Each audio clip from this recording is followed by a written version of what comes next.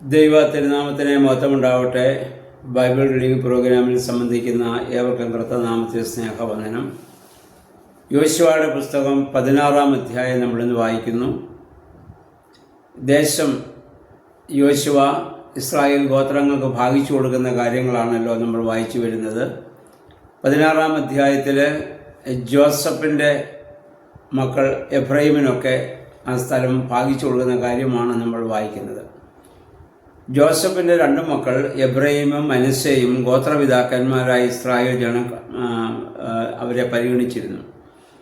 അതുകൊണ്ട് മറ്റു ഗോത്രങ്ങൾക്ക് കൊടുത്തതുപോലെയുള്ള അവകാശം അവർക്കും ഇവിടെ കൊടുക്കുകയാണ്. ഇതിൽ മനശ്ശെയുടെ പകുതി ഗോത്രത്തിന് ദാൻ ഗോത്രത്തിൻ്റെ കൂടെ മോശ ജീവിച്ചിരിക്കുമ്പോൾ തന്നെ ജോർദാന് കിഴക്ക് വശം ഗിലെയാദ് ബാശാൻ പ്രദേശം അവർക്ക് അന്ന് കൊടുത്തതാണ്. വളരെ സമ്പുഷ്ടമായ പ്രദേശമായിരുന്നു. അവർക്ക് കൂടുതൽ ആടുമാടുകൾ ഉണ്ടായിരുന്നു. അതൊക്കെ അവരൊന്ന് ആവശ്യം പറഞ്ഞപ്പോൾ മോശ അവർക്ക് കൊടുത്തതായതിനു മുമ്പ് നമ്മൾ വായിച്ചതാണ്.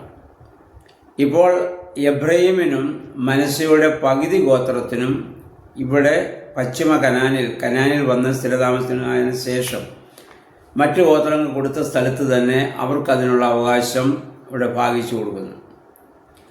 ഈ അവകാശം ദേശം ഭാഗിച്ചു കൊടുത്തു കഴിഞ്ഞപ്പോൾ അവർ യോശുവയുടെ അടുത്ത് വന്നൊരു പരാതി പറയുന്നുണ്ട്. ഞങ്ങൾക്ക് ഈ സ്ഥലം പോരാ, കാരണം അവർക്ക് ആടുമാടുകളൊക്കെ കൂടുതലുണ്ട്. അതുകൊണ്ട് ഞങ്ങൾക്ക് അത് ലഭിച്ച സ്ഥലം ഞങ്ങൾക്ക് ആടുമാടുകളെ മേയ്ക്കാനായിട്ട് പറ്റുന്നില്ല, അല്ലെങ്കിൽ അതിനുള്ള പച്ചപ്പ് അവിടെ ഇല്ലായിരിക്കാം.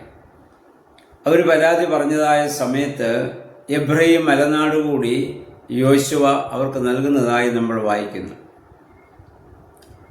അപ്പം അവർക്കത് വളരെ സന്തോഷമായി. അവർ പിന്നെ ചെയ്തത് എന്താണെന്ന് ചോദിച്ചാൽ, അവിടെയുള്ള കനാന്യരെ പൂർണ്ണമായി അവരവിടുന്ന് നീക്കം ചെയ്തില്ല. കനാന്യരെ കൊണ്ട് ഊഴിയ വേല ചെയ്യിച്ച് അവരുടെ കൂടെ അവർ താമസിക്കുന്ന സ്ഥലത്ത് താമസിക്കുവാൻ അനുവദിച്ചു. അത് പിൽക്കാലത്ത് അവർക്ക് വലിയ ദോഷമായി സംഭവിക്കുകയാണ്. അതുകൊണ്ട് പിന്നീട് നമ്മൾ മുന്നോട്ട് വായിച്ചു പിന്നെ നമുക്ക് കാണാൻ പറ്റും, എഫ്രൈമിലെ വിഗ്രഹാരാധന കൂടുതലായി കണ്ടു.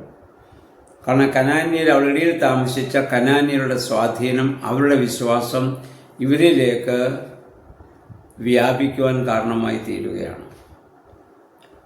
ഇതിനു മുമ്പ് ഉണ്ടായിരുന്ന മറ്റു ഗോത്രങ്ങളും ഇതൊക്കെ തന്നെയാണ് ചെയ്തത്. യഹോവ മോശ മുഖാന്തരം പറഞ്ഞിരുന്നത്, അങ്ങനെ ജാതികളെ കനാന്യരെ പൂർണ്ണമായി നിങ്ങളുടെ ദേശത്ത് നിങ്ങൾ ഒഴിവാക്കണമെന്നാണ്. കാരണം ആ മനുഷ്യരോടുള്ള വിരോധം കൊണ്ടല്ല, പക്ഷെ അവരുടെ മ്ലേച്ഛമായ ജീവിത രീതി ഇവരിലേക്ക് വ്യാപിക്കാൻ സാധ്യതയുള്ളത് കൊണ്ടാണ് പൂർണ്ണമായി ഒഴിവാക്കാൻ ആവശ്യപ്പെടുന്നത്. പക്ഷെ അവരെന്ത് ചെയ്തു? അവരവിടെ തന്നെ കുറേ പേരെ അവിടെ തന്നെ താമസിപ്പിച്ച് അവരുമായിട്ടുള്ള ഒരു ബന്ധം. പുതിയ നിയമവുമായി നമ്മളിതിനെ ചിന്തിക്കുമ്പോൾ ഒരേ സമയം ദൈവത്തോടും പാപത്തോടും സഖ്യത കൂടുന്ന ഒരു മനോഭാവമാണിത്. നമ്മിലും പാപസ്വഭാവങ്ങളുണ്ട്. ആ പാപസ്വഭാവങ്ങളെ നമ്മൾ ഉപേക്ഷിക്കുമ്പോൾ പൂർണ്ണമായും ഉപേക്ഷിക്കണം. അല്പമെങ്കിലും അവിടെ കിടന്നാൽ വീണ്ടും അത് അവിടെ വളരുകയും അത് കൂടുതൽ ശക്തി പ്രാപിക്കുകയും ചെയ്യും. നമ്മുടെ കർത്താവ് പറഞ്ഞ ഒരു ഉപമയുണ്ട്. ഒരു മനുഷ്യനിൽ നിന്ന് ദൈവം ഭൂതത്തെ പുറത്താക്കി. ഭൂതം മറ്റ് സ്ഥലങ്ങളിൽ ഇങ്ങനെ ഊടാടി നടന്നു. കുറേ കഴിഞ്ഞ് അത് തിരിച്ചു വന്നപ്പോൾ കാണുന്നത് തന്നെ പുറത്താക്കിയ സ്ഥലം അടിച്ച് വൃത്തിയാക്കിയിട്ടിരിക്കുന്നു. അവ ചെന്ന് വേറെ 7 ഭൂതങ്ങളെ കൂടെ വിളിച്ചുകൊണ്ടുവന്ന് അവിടെ പ്രവേശിക്കുന്നതായും ആ മനുഷ്യൻ്റെ സ്ഥിതി പഴയതിനേക്കാൾ മോശമായി മാറുകയും ചെയ്യുന്നു. നമ്മളും നമ്മുടെ പാപസ്വഭാവങ്ങളെ കുമ്പസാരത്തിലൂടെ നമ്മളൊക്കെ ഏറ്റുപറഞ്ഞ് ഉപേക്ഷിക്കാറുണ്ട്. പക്ഷെ ഉപേക്ഷിക്കുന്ന പാപത്തെ പൂർണ്ണമായി നമ്മൾ മാറ്റാതിരുന്നാൽ വീണ്ടും അത് ശക്തിയോടെ അത് മടങ്ങി വരുമെന്ന്. 2, വൃത്തിയാക്കുന്ന സ്ഥലത്ത് ആ മനസ്സിൽ ദൈവിക ചിന്തകൾ കൊണ്ട് നമ്മൾ നിറയ്ക്കണം. അത് വേക്കൻ്റായി കിടക്കാൻ പാടില്ല. വേക്കൻ്റായി കിടന്നത് കൊണ്ടാണ് അത് മറ്റ് 7 ഭൂതങ്ങളെ കൂടെ വിളിച്ചു കൊണ്ടുവന്ന് ആ മനുഷ്യൻ്റെ സ്ഥിതി പഴയതിന് മോശമായി എന്ന് പറയാൻ കാരണം.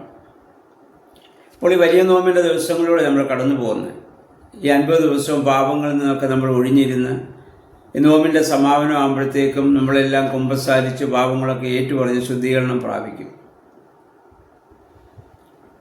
ആ ശുദ്ധീകരണം പ്രാപിച്ച് ഈസ്റ്റർ കഴിയുമ്പോൾ പിന്നെ എന്താണ് സംഭവിക്കുക? ആ ഉപേക്ഷിക്കപ്പെട്ട പാപങ്ങളൊക്കെ വീണ്ടും ശക്തിയോടെ നമ്മിലേക്ക് തന്നെ തിരിച്ചു വരികയും ചെയ്യും. എന്താ കാരണം? ആ ഉപേക്ഷിക്കപ്പെട്ട പാപത്തെ പൂർണ്ണമായും നമ്മിൽ നിന്ന് നീക്കാതെ അതിനോടുള്ള ആസക്തി നമ്മുടെ ഹൃദയത്തിൽ കിടക്കുന്നു എന്നുള്ളതാണ്. അപ്പം അത് കൂടുതൽ 7 ഭൂതങ്ങൾ തിരിച്ചു വന്നതുപോലെ കൂടുതൽ ശക്തിയായിട്ട് നമ്മിലേക്ക് തന്നെ അത് മടങ്ങി വരും. ആ പാപ സ്വഭാവത്തെ ഉപേക്ഷിക്കുന്നെങ്കിൽ ദൈവിക ചിന്തകൾ കൊണ്ട് ഹൃദയത്തെ നിറയ്ക്കണം. അതിനാണ് നമ്മൾ ദൈവവചനം വായിക്കേണ്ടത്. ദൈവവചനം കൊണ്ട് നമ്മുടെ ഹൃദയത്തെ നമ്മൾ നിറയ്ക്കണം. ദൈവവചനം ദൈവം തന്നെയാണ്. അപ്പോൾ അവിടെ ഒരിക്കലും പിശാചിന് വന്ന് പിന്നെ കയറാൻ പറ്റുകയില്ല. അതുകൊണ്ടാണ് നമ്മൾ ഒരിക്കലും ഉപേക്ഷിക്കുന്നതൊക്കെ വീണ്ടും ശക്തിയോടെ നമ്മിലേക്ക് തന്നെ തിരിച്ചു വരാനുള്ള കാരണം അതാണ്. അതുകൊണ്ട് ഇവരുടെ ഈ ജോസഫിൻ്റെ ആ മക്കളുടെ ജീവിതം, എബ്രഹാമിൻ്റെ ജീവിതമൊക്കെ നമുക്ക് മാതൃകയാണ്. ഇതിന് മുമ്പുണ്ടാകുന്ന ഗോത്രങ്ങളും അങ്ങനെ തന്നെ ചെയ്തതായി നമ്മൾ കാണുന്നുണ്ട്.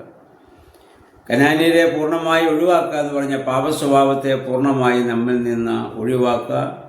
അതിലേക്ക് ഇനി തിരിയാൻ പാടില്ല. കർത്താവ് പറഞ്ഞതുപോലെ നായയാണ് അതിൻ്റെ ഇത് ഛർദിയിലേക്ക് വീണ്ടും അത് തിരിഞ്ഞ് ചെല്ലുന്നത്. മറ്റെല്ലാവരും അത് ഉപേക്ഷിച്ച് പോകത്തേ ഉള്ളൂ. അതിന് തുല്യമാവാതെ ഉപേക്ഷിച്ച പാപങ്ങളെ ഒരിക്കലും നമ്മൾ തിരിച്ച് സ്വീകരിക്കാതെ പൂർണ്ണമായി അതിനെ ഒഴിവാക്കുവാൻ ഈ വർഷത്തെ നോമ്പും പ്രാർത്ഥനകളും വേദപുസ്തക വായനകളും ധ്യാനങ്ങളും നമ്മെ സഹായിക്കണം. ദൈവമേ, പരിശുദ്ധാത്മാവേ, അതിന് ഞങ്ങളെ ശക്തീകരിക്കണമെന്ന് പ്രാർത്ഥിക്കാം. ദൈവം അതിന് നമ്മെ സഹായിക്കുമാറാകട്ടെ.